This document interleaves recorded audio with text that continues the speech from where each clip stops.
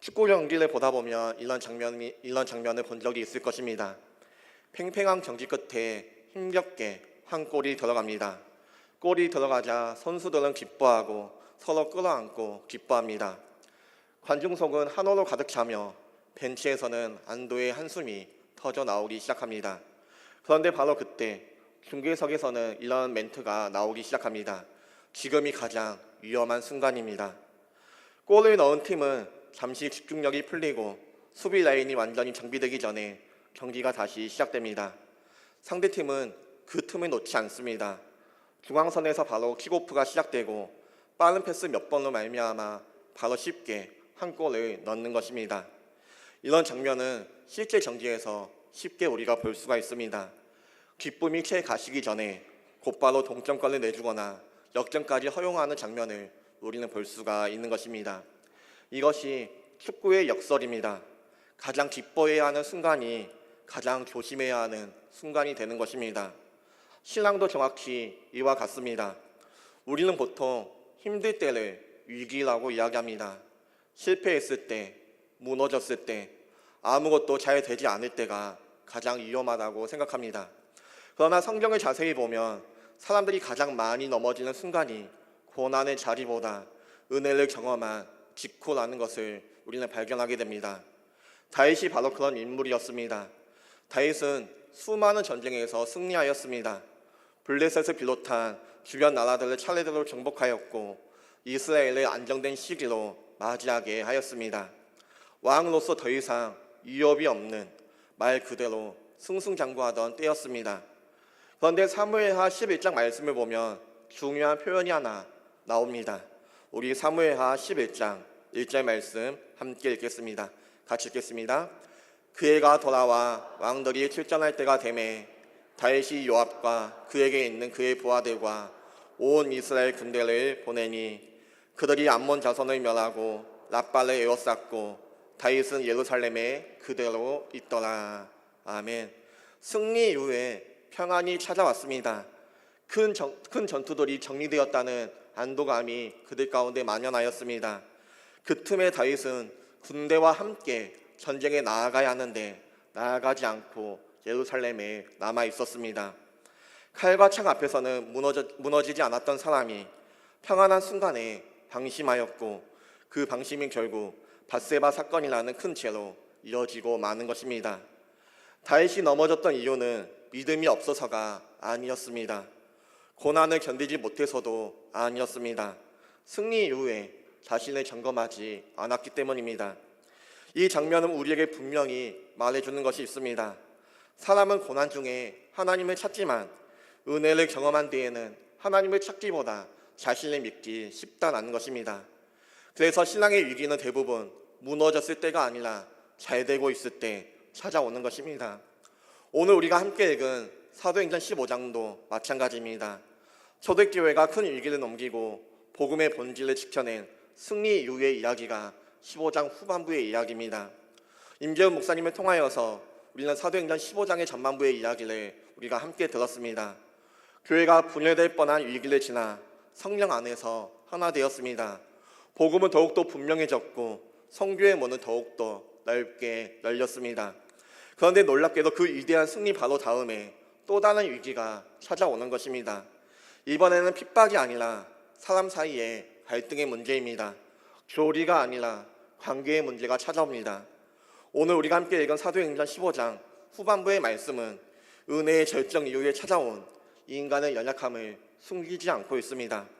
그러나 그 연약함 앞에서도 하나님의 은혜는 멈추지 않는다는 사실을 우리에게 알려주고 있습니다. 이 이야기를 제대로 이해하기 위해서는 먼저 교회가 어떤 은혜의 자리에 있었는지 살펴볼 필요가 있습니다. 사도행전 15장 전반부에서 초대교회는 매우 중요한 승리를 거두었습니다. 할례의 문제로 인하여서 교회가 둘로 갈라질 수 있는 위기 앞에서 사도들과 장로들은 복음의 본질의 문제를 다시 붙듭니다. 구원은 예수 그리스도의 은혜로 말미암는다는 사실을 분명히 하였고 그 결과 교회는 분열이 아니라 하나됨의 길을 선택하였습니다. 말 그대로 교회가 큰 골을 넣은 순간이었습니다. 그러나 성경은 그 승리에서 멈추지 않습니다. 늘 성경은 우리에게 질문합니다. 이제 그렇다면 그 다음은 어떻게 할 것인가? 승리 이후에 우리는 어떤 반응과 어떤 태도를 가질 것인가? 라는 질문을 우리에게 던지는 것입니다. 많은 공동체가 우리는 이 지점에서 흔들립니다. 결론을 내렸다는 사실에 안도합니다. 그 결정이 옳다는 확신 속에서 더 이상 자기 점검을 하지 않습니다. 그러나 초대교회는 그렇게 하지 않았다는 것입니다. 22절 말씀 함께 읽겠습니다. 같이 읽겠습니다. 이에 사도와 장로와 온 교회가 그 중에서 사람들을 택하여 바울과 바나바와 함께 안디옥으로 보내기를 결정하니 곧 형제 중에 인도자인 바사바라 하는 유다와 실라더라. 아멘. 22절 말씀을 보면 사도와 장로들 뿐만 아니라 온 교회가 함께 사람을 택하여 바울과 바나바와 함께 안디옥으로 보내기로 결정하였다 기록하고 있습니다. 여기서 중요한 것은 교회가 단지 결정만 내린 것이 아니라 그 결정을 설명하고 전달하기 위하여서 사람을 보냈다라는 것입니다. 교회는 자신이 결정한 것에 대해서 권위로 밀어붙이지 않았습니다. 명령으로 문제를 끝내지 않았습니다. 오히려 관계를 살리기 위하여서 수고하는 길을 택했던 것입니다. 그리고 보낸 편지의 첫 문장이 매우 인상적입니다.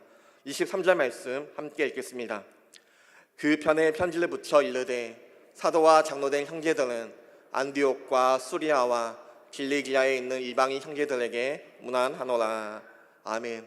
지금 교회가 이방인 교회 성도들에게 그 성도들을 향하여서 어떻게 부르고 있습니까? 이방인 형제라고 부르고 있습니다. 그들을 명령의 대상이나 문제의 원인으로 부르고 있지 않고 분명히 형제라 지칭하고 있습니다. 이 한 단어 안에 초대교회의 영적인 태도가 잘 담겨져 있는 것입니다. 진짜 권위는 높아지는 데에서 나오지 않고 낮아지는 데서 나타난다는 것입니다. 24절 말씀에서는 더 놀라운 모습이 우리에게 보여주고 있습니다. 같이 읽겠습니다. 그런즉 우리 가운데서 어떤 사람들이 우리의 지시도 없이 나가서 말로 너희를 괴롭게 하고 마음을 혼란하게 한다 하기로. 아멘. 교회는 이렇게 이야기합니다. 우리 가운데서 어떤 사람들이 우리의 지시도 없이 나가서 말로 너희를 괴롭게 하고 마음을 혼란하게 하였다고 그렇게 이야기하고 있습니다. 그런데 이 말은요, 교회가 책임을 회피하는 말이 아닙니다. 교회는 우리가 상관없다 그렇게 말하지 않았습니다. 공식적으로 보낸 사람들은 아니었지만 그로 인하여서 성도들이 혼란을 겪었다는 사실을 인정하고 있는 것입니다. 옳음을 주장하기 전에 관계의 아픔을 먼저 바라보고 있었던 것입니다. 그리고 28절에서 이 장면의 핵심을 선포하고 있습니다. 같이 읽겠습니다. 성령과 우리는 이 요긴한 것들 외에는 아무 짐도 너희에게 지우지 아니하는 것이 옳은 줄 알았노니. 아멘. 성령과 우리는, 이 문장이 초대교회의 모든 결정을 요약하는 신앙 고백입니다. 초대교회가 내렸던 결정은 사람의 회의나 계산에서 나왔던 것이 아니었습니다. 다수결이나 정치적인 타협의 결과도 아니었습니다. 성령과 함께 내린 결론이라는 선언이며 고백인 것입니다. 그래서 교회는 짐을 더 얹지 않았습니다. 자유를 빼앗지도 않았습니다. 은혜 위에 조건을 덧붙이지도 않았고 이미 주신 은혜를 그대로 지켜내었습니다. 이것이 승리 이후에도 성령을 의지하는 공동체, 교회의 모습이었습니다. 사랑하는 성도 여러분, 우리가 신앙의 길에서 흔들리는 이유는 문제가 생겨서가 아닙니다. 대부분은 승리 이후에 성령보다 자신의 판단을 더 신뢰하기 시작할 때 무너지기 시작하는 것입니다. 성령을 의지하기보다, 왕이신 하나님의 뜻을 의지하기보다 내 생각과 내 뜻을 의지하기 시작할 때 우리는 무너지기 시작하는 것입니다. 그러나 초대교회는 큰 승리를 경험한 직후에도 다시 성령 앞에 멈춰섰습니다. 우리는 어떻게 할 것인가가 아니라 성령과 우리는 어떻게 가야 하는가를 묻는 공동체였습니다. 바로 이 태도가 교회를 지켜내었고 승리 이후에도 또 다른 은혜의 문을 열게 만들었던 것입니다. 이것이 은혜의 자리를 지켰던 교회의 모습입니다. 그러나 이렇게 성령을 의지하며 결정했던 공동체라 할지라도 모든 사람이 이 기준을 끝까지 붙들지는 못하였습니다. 은혜의 자리에서도 승리 이후에도 인간의 연약함은 언제든지 드러날 수 있기 때문입니다. 그리고 바로 그 지점에서 오늘 본문의 또 다른 장면이 등장하기 시작합니다. 사도행전의 말씀은 은혜와 함께 이 인간의 연약함에 대해서 숨김없이 드러내고 있습니다.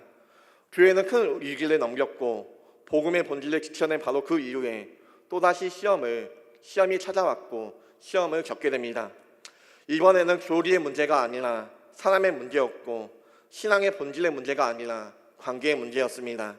36절 말씀 함께 읽겠습니다. 며칠 후에 바울이 바나바더러 말하되 우리가 주의 말씀을 전한 각 성으로 다시 가서 형제들이 어떠한가 방문하자 하고 36절 말씀을 보면 바울이 바나바에게 다시 선교여행을 떠나자라고 제안합니다. 1차 선교여행은 결코 쉽지 않았습니다. 돌에 맞아 죽을 뻔하였고 핍박과 오해 속에서도 어려움이 많이 있었습니다. 그러나 그 가운데에서도 교회는 세워졌던 것입니다. 그럼에도 바울은 멈추지 않았습니다. 그는 우리가 주의 말씀을 전한 각 성으로 다시 가서 형제들이 어떠한가, 우리가 복음을 전했던 그 형제들의 모습이 어떠한지 다시 한번 방문하자라고 이야기합니다. 이 말 속에는 사도적인 열정과 영혼을 향한 책임감이 분명히 담겨져 있었던 것입니다. 그런데 문제는 마가였습니다. 37절 말씀을 보면 바나바는 마가를 다시 데리고 가자고 그렇게 제안합니다. 그러나 바울이 어떻게 합니까? 그 제안에 단호하게 거절합니다. 마가는 1차 전도 여행 도중에 밤빌리아에서 그들을 떠나 다시 예루살렘으로 돌아간 경험이 있었습니다. 바울의 눈에는 마가는 다시 신뢰하기 어려운 사람이었고 생명을 걸어야 하는 그 선교의 현장에서 함께하기에는 부담스러운 사람이었습니다. 그래서 37절과 38절 말씀은 이 장면을 솔직하게 이렇게 기록하고 있습니다. 함께 읽겠습니다. 바나바는 마가라는 요한도 데리고 가고자 하나 바울은 밤빌리아에서 자기를 떠나 함께 일하러 가지 아니하는 자를 데리고 가는 것이 옳지 않다 하여 바울과 바나바는 마가와 함께하는 문제에 대해서 크게 다툼합니다. 두 사람은 의견 차이를 좁히지 못하였습니다. 결국 심히 다투어 갈라서게 되는 것입니다. 성경은 이 사건에 대해서 이것이 하나님의 뜻이라고 말하진 않습니다. 이것은 인간의 판단과 성격이 충돌한 결과였습니다. 바울은 사역의 목표와 효율을 중시하는 사람이었습니다. 바나바는 사람을 품고 기다리는 사람이었습니다. 요즘 표현을 굳이 빌리자면 바울은 목표 지향적인 사람이었고 바나바는 관계 중심의 사람이 만났던 것이었습니다. 여기서 우리가 기억해야 할 것은 이 다툼은 복음의 본질을 둘러싼 논쟁의 문제는 아니었다는 것입니다. 사도행전 15장 전반부에 나타난 할례 문제처럼 신앙의 핵심을 건 싸움은 아니었습니다. 사람의 판단과 경험의 차이에서 비롯된 갈등이었습니다. 그래서 이 장면이 더욱더 안타깝고 동시에 우리에게 더욱더 큰 공감을 주고 있는 것입니다. 믿음의 사람들도 관계의 문제 앞에서는 얼마든지 연약해질 수 있다는 사실을 우리에게 보여주고 있기 때문입니다. 그러나 이 갈등 속에서도 사역은 멈추지 않았습니다. 바나바와 바울이 다툼으로 말미암아 선교 사역을 포기했던 것이 아니었다는 것입니다. 바나바는 마가를 데리고 구브로로 떠납니다. 바울은 실라를 택하여서 수리아와 빌리기아를 향하여서 떠나는 것을 볼 수가 있습니다. 관계는 갈라졌지만 사명은 중단되지 않았습니다.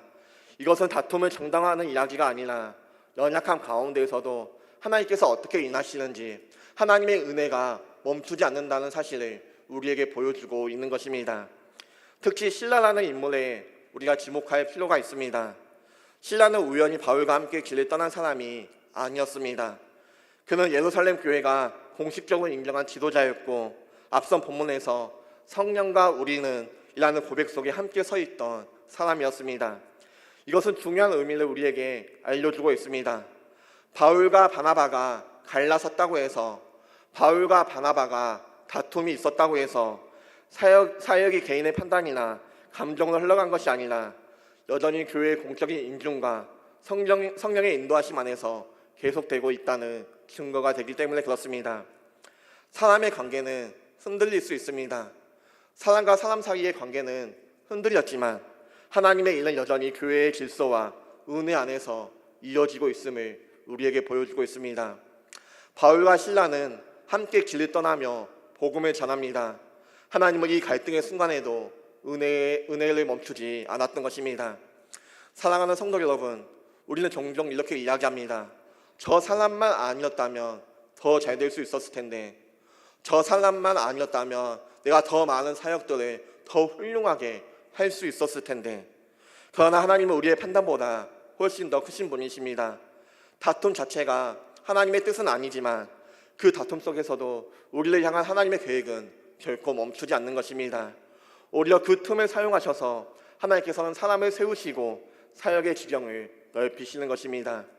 이 장면은 우리에게 중요한 교훈을 알려주고 있습니다. 신앙의 성숙은 다툼이 없는 데에서 있지 않다는 것입니다. 신앙의 성숙은 갈등 이후에, 다툼 이후에 하나님 앞으로 다시 나아갈 줄 아는 것에 있습니다. 실패하지 않는 사람이 성숙한 사람이 아니라 실패 이후에도 은혜를 붙드는 사람이 성숙한 사람인 것입니다. 승리 이후에 찾아온 이 갈등은 교회를 무너뜨릴 수 있었지만 하나님은 이 위기를 또 다른 길로 바꾸셨습니다. 신라라는 새로운 일꾼이 세워졌으며 성교의 길은 오히려 더 넓어졌습니다. 인간의 연약함은 분명히 드러났지만 그 연약함이 하나님의 일을 멈추게 하지는 않았던 것입니다. 그 모습들이 이 본문 속에서, 오늘 본문 말씀에서 분명하게 드러나고 있는 것입니다. 이어지는 사도행전 15장의 이야기는 결국 한 사람에게로 우리를 이끌고 있습니다. 바로 이 모든 갈등의 중심에 있었던 마가입니다. 바울과 바나바가 심히 다투어 갈라서게 된 이유는 마가를 데리고 갈 것인가 말 것인가 하는 판단의 차이였습니다. 그러나 이 이야기를 조금 더 깊이 들여다보면 이 사건은 단순히 두 사도의 갈등의 이야기가 아니라 하나님께서 한 실패한 사람을 어떻게 다루신가에 대한 이야기입니다. 마가의 입장에서는 이 상황을 생각해보면 결코 가볍지 않았습니다. 이 마가는 1차 선교 여행에서 사역의 현장을 떠났던 사람입니다. 하나님께서 주신 사역의 길을 떠났지만, 사역을 감당하기 위하여서 순종하였지만 도중에 포기하고 도망간 사람이었습니다.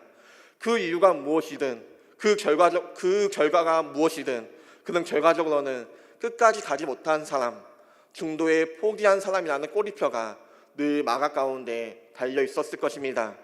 그리고 그 일로 인하여서 초대교회의 가장 중요한 두 사도가 다투며 갈라섰다라는 것은 마가에게 말할 수 없는 큰 수치와 부담감이었을 것입니다.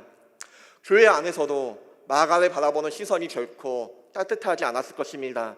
오히려 마가를 향하여서 차가운 냉소와 차가운 그런 분위기가 있었을 것입니다. 사람들은 종종 실패의 이유보다 결과만을 기억하기 때문에 그렇습니다. 마가 때문에 바울과 바나바가 갈라섰다, 마가 때문에 사역이 나뉘게 되었다 라는 말이 자연스럽게 흘러나왔을지도 모릅니다. 사람들은 마가를 바라보며 손가락질하며 너 때문이야 라고 이야기했을 수도 있습니다.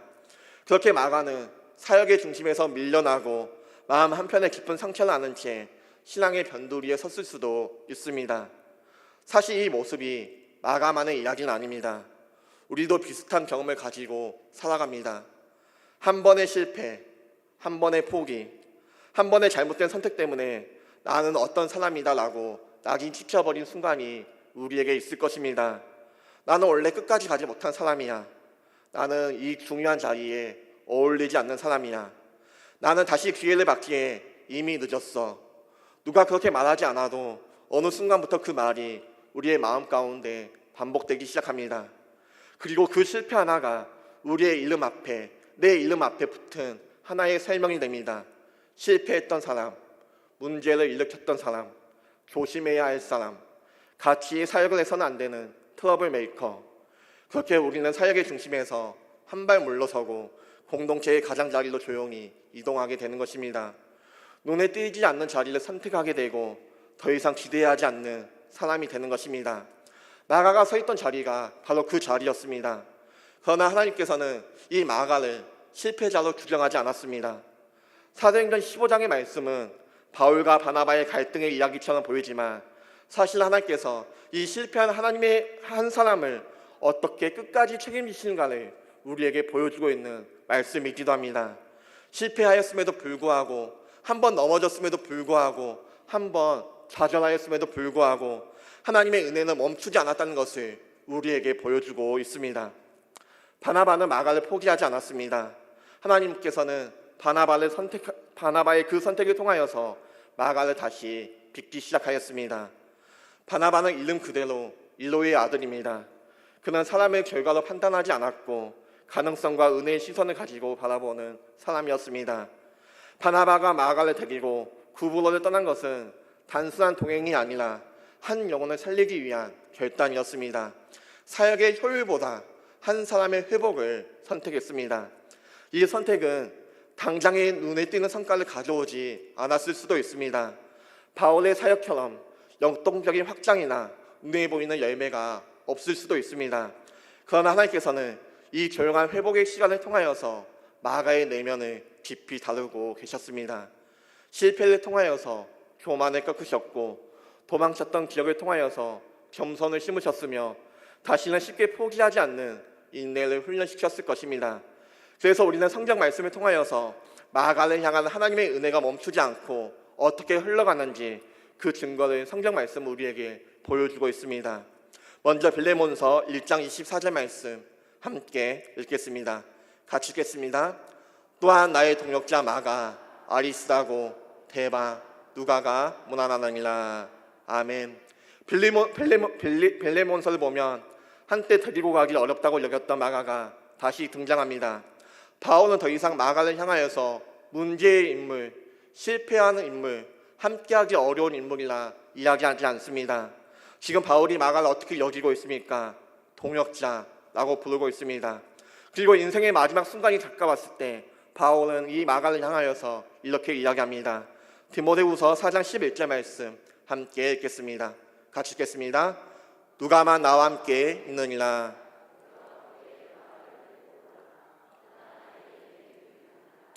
지금 바울은 이 마가를 찾고 있습니다. 마가를 데리고 와달라. 그는 나의 일에 유익한 사람이다. 내가 하는 일에 필요한 사람이다 라고 이야기하고 있습니다. 한때 신뢰할 수 없다고 판단했던 사람이 이제는 없어서는 안 되는 사람이 된 것입니다. 말씀을 준비하면서 또한 이 마가라는 인물에 대해서 묵상하고 연구하면서 은혜가 되었던 것이 하나가 더 있습니다. 하나님은 이 마가를 회복하는 데 있어서 혼자 회복시키지 않았다는 것입니다. 바울이 마가를 향하여서 나의 동역자이다, 마가는 나의 일에 유익하다라는 고백이 나오기까지 그 은혜의 흐름 속에서 하나님께서는 한 사람을 사용하셨다는 것입니다. 물론 마가와 함께 바나바가 있었을 것입니다. 그런데 한 명의 인물을 더 소개하고 싶습니다. 바로 베드로입니다. 마가의 회복을 위하여서 하나님께서 사용하신 것은 마가의 실패가 아니라 베드로가 통과해온 상처였습니다. 실패를 경험하였고 무너진 경험이 있고 자신의 연약함을 뼈저리 알게 되었던 바로 그 상처입니다. 하나님은 실패한 사람을 회복시킬 때 그 실패를 모르는 사람을 붙여주지 않으십니다. 대신 먼저 상처를 겪었던 사람, 먼저 울었던 사람, 먼저 회복된 사람을 곁에 세워주십니다. 그래서 베드로가 마가 곁에 있었습니다.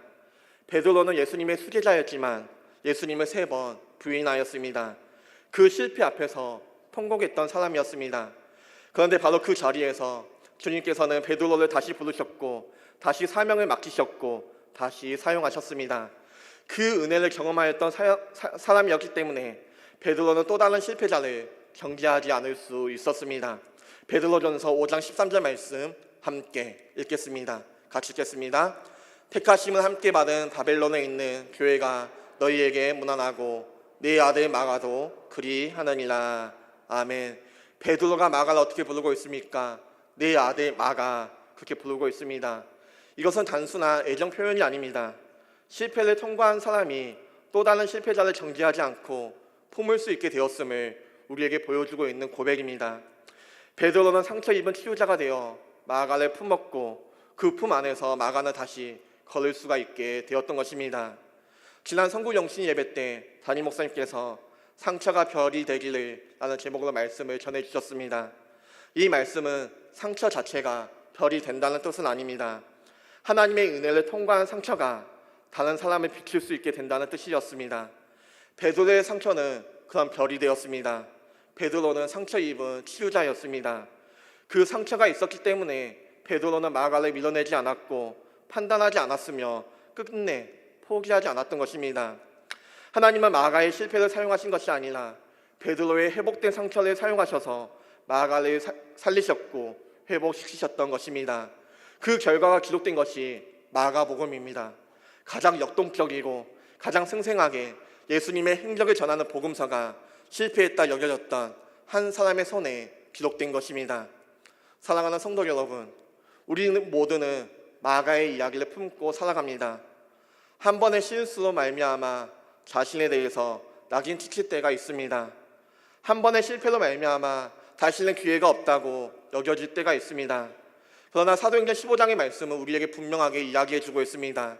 승리 이후에 찾아오는 위기, 갈등, 실패는 인생의 종착지가 아니라는 것입니다.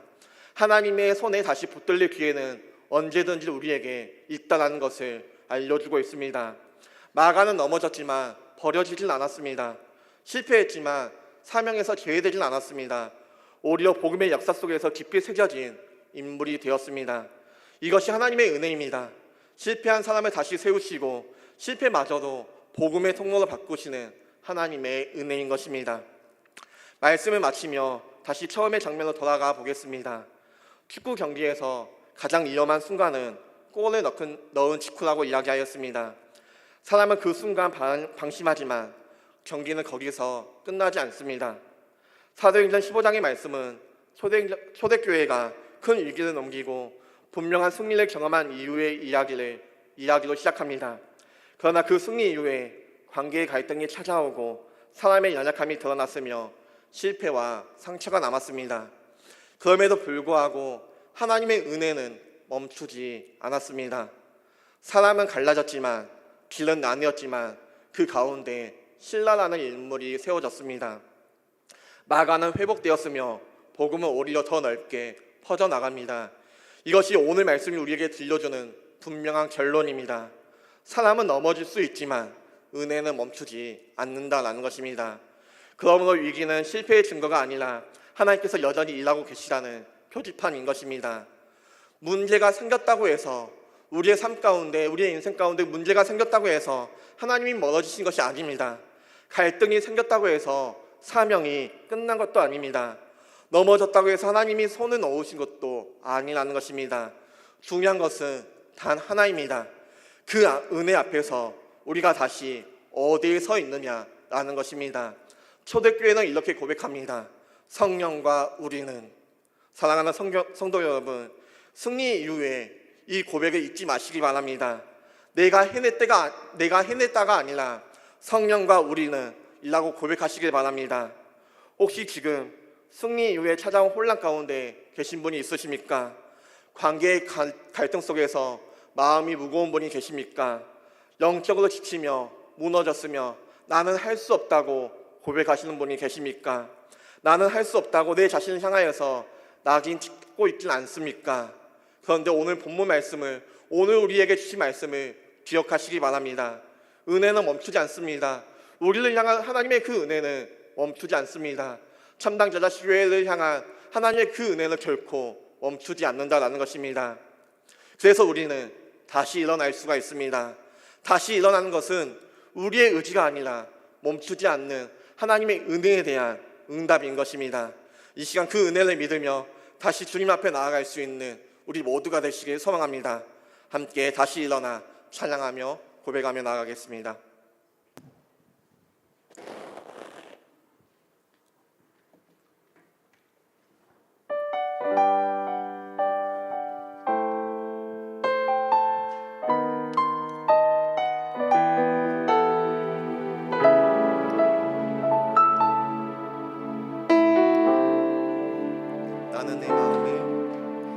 나는 내 마음에 복음이 임했던 곳에서 다시 아버지를 만나고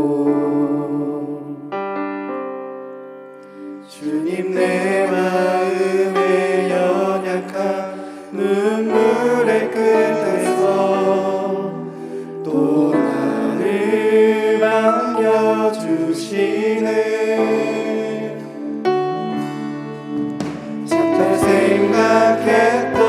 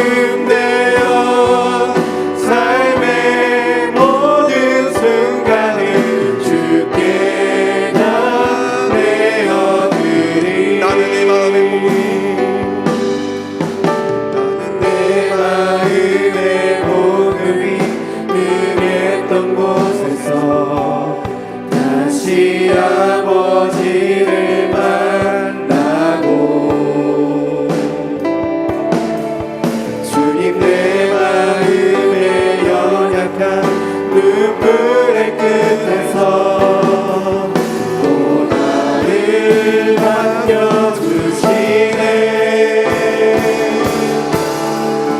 제가 생각했던 그의 부르심 다시 나를 회복해 하시네. 다시 일어나 주를 예배함이 내 모든 기쁨이 되리. 그의 기쁨 되어 삶의 모든 순간을 주께 다 내어드리.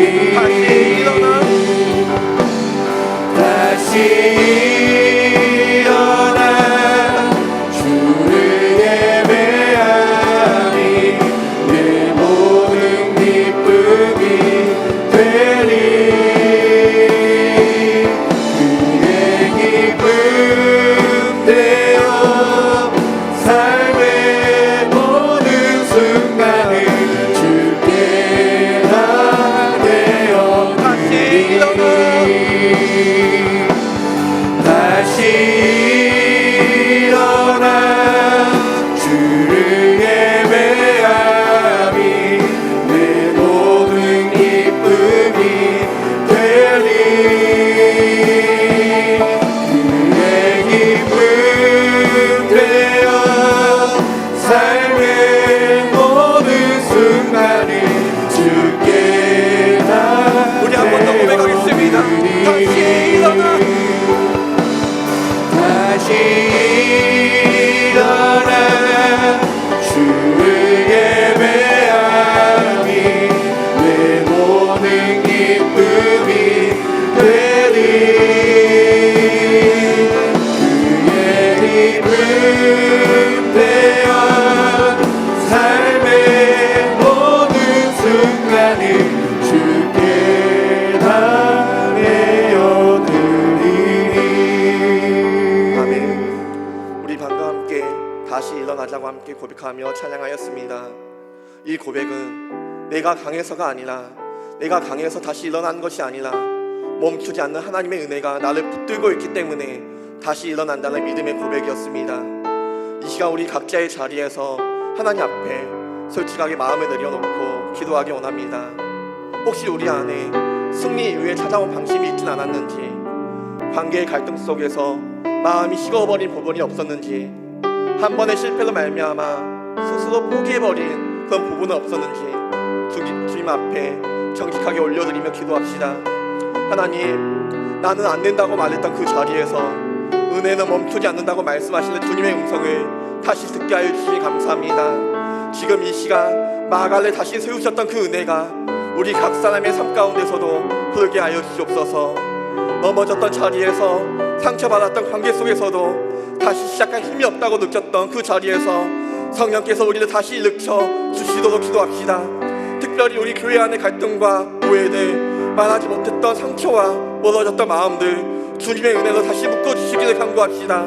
사람의 판단이 아니라 성령과 우리는이라고 고백기에 다시 서게 해달라고 우리 이 시간 함께 기도해 주시며 함께 고백하며 나가겠습니다. 주여,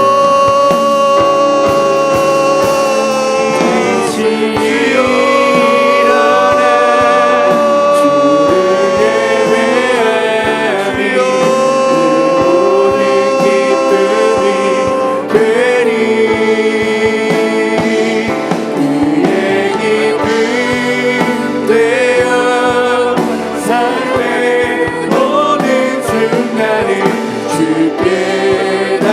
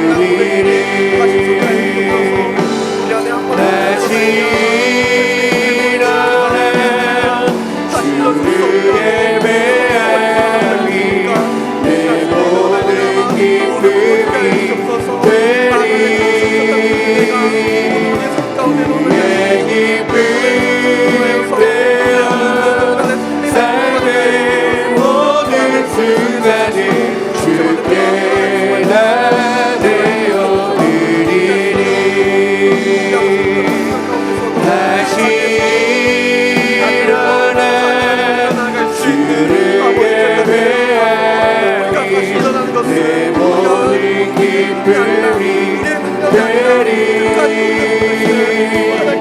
그의 기쁨 되어 삶의 모든 순간을 주께 나내어 드리리 다시 일어나 주를 예배하리 내 모든 기쁨이 되리 그의 기쁨 되어 삶의 모든 순간을 주께 나내어 드리리 다시 일어나 주를 예배하리 내 모든 기쁨이 되리 그의 기쁨 되어 삶의 모든 순간을 주께 나내어 드리리 사랑과 은혜가 풍성하신 하나님 아버지, 오늘 말씀을 통하여서 사람은 넘어질 수 있지만 하나님의 은혜는 결코 멈추지 않는다는 사실을 다시 한번 깨닫게 해주시니 감사합니다. 승리 이후에 찾아오는 방심의 순간에도, 관계의 갈등과 연약함이 드러나는 자리에서도, 실패와 상처로 말미암아 넘어졌던 그 자리에서도 하나님께서는 여전히 일하고 계심을 믿게 하시니, 고백하게 하시니 감사합니다. 우리가 우리의 판단과 경험을 의지하기보다 초대교회처럼 성령과 우리는 일하는 그 고백 위에 다시 서게 하여 주시옵소서. 혹시 우리 안에 한 번의 실패로 말미암아 자신을 규정해버린 그 마음들이 있다면, 다시 일어설 수 없다고 스스로 묶어두었던 생각이 있다면, 이 시간 하나님의 은혜로 말미암아 모두 풀어주시옵소서. 마가를 다시 세우셨던 그 은혜가 오늘 우리의 삶 가운데도 흐르게 하시고, 베드로의 회복된 상처로 말미암아 상처처럼 우리 또한 우리의 아픔도 누군가를 살리는 통로가 되게 하여 주시옵소서. 사람과의 관계 속에서 지치고 상처받은 마음들을 만져주시고, 갈라졌던 마음을 다시 잊게 하시며, 포기하고 싶었던 자리에서는 다시 사명을 붙드는 저희들 되게 하여 주시옵소서. 하나님, 우리가 다시 일어나는 것은 우리의 의지가 아니라 끝까지 우리를 붙들고 계시는, 우리의 손을 놓치지 않고 계시는 하나님의 은혜로 인함을 우리가 잊지 않게 하시고, 이 은혜를 붙들고 각자의 삶의 자리에서도 나아가게 하여 주시옵소서. 이제 예배를 마치고 세상 가운데 다시 나아갑니다. 오늘 들은 말씀이 삶 가운데 살아 움직이게 하시며, 은혜가 멈추지 않는 사람으로서, 은혜를 흘러보내는 교회로서 살아갈 수 있는 저희들 되게 하여 주시옵소서. 이제는 우리 주 예수 그리스도의 은혜와 하나님의 크신 사랑과 성령님의 감화 감동 교통 역사하심이 오늘 말씀 앞에서 은혜는 멈추지 않는다는 진리를 붙들고 다시 일어나 삶의 자리로 나아가는 이 자리에 모인 사랑하는 성도들과 그들의 가정과 일터와 사역 위에 참당 제자식교회 머리 위에 이제부터 영원토록 함께 있을지어다. 아멘.